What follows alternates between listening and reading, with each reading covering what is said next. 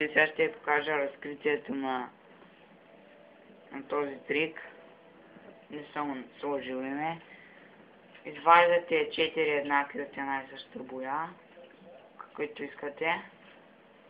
Няма значение. Така вземате две от едните, слагате отпред и две отзад.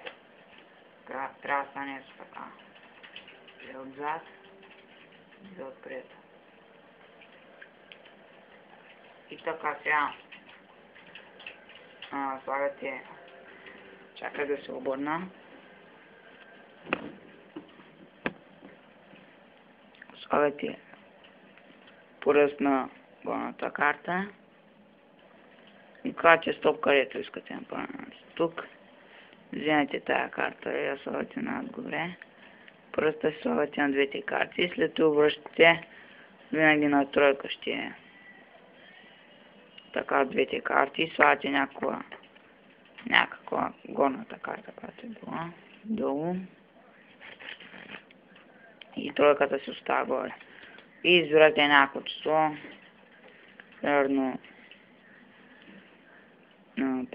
13, 1, 2, 3, 4, 5, 6, 7, 8, 9, 10, 11, 12, 13. И тройката сега е надолу.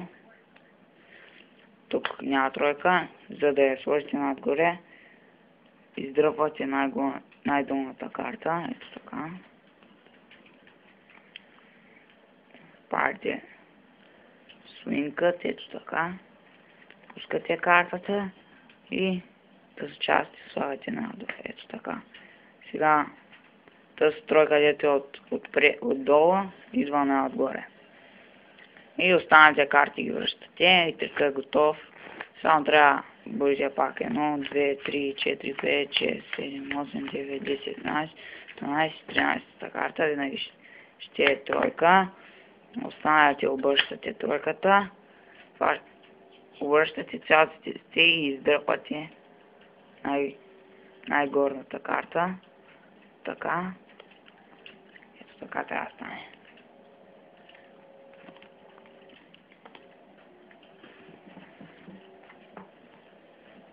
Ето това беше трикът.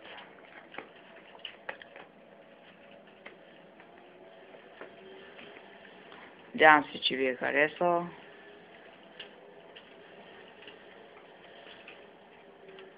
До другия път може и разкритието. До другия път.